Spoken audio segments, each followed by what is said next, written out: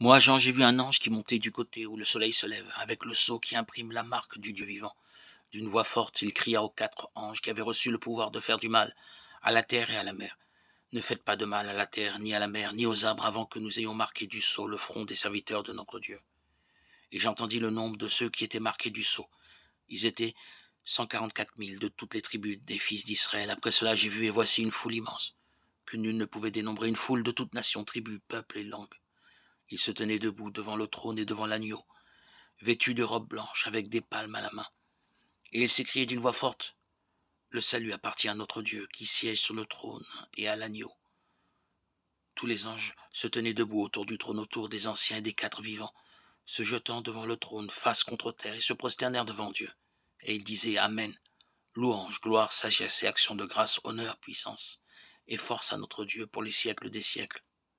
Amen. L'un des anciens prit alors la parole et me dit: ces gens vêtus de robes blanches, qui sont-ils et d'où viennent-ils? Je lui répondis: mon Seigneur, toi tu le sais. Il me dit: ceux-là viennent de la grande épreuve. Ils ont lavé leurs robes et les ont blanchies par le sang de l'agneau.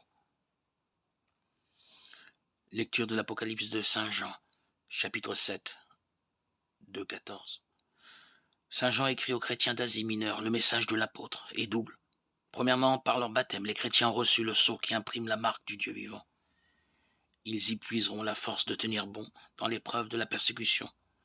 Leur nombre, 244 000, symbolise la continuité du projet divin depuis l'élection d'Israël jusqu'à l'Église du Christ. Deuxièmement, leur témoignage portera ses fruits. Dans leurs épreuves se trouve le salut de tous les hommes. Grâce à eux, la foule innombrable des nations sera touchée par le témoignage de leur foi indéfectible et sera sauvée.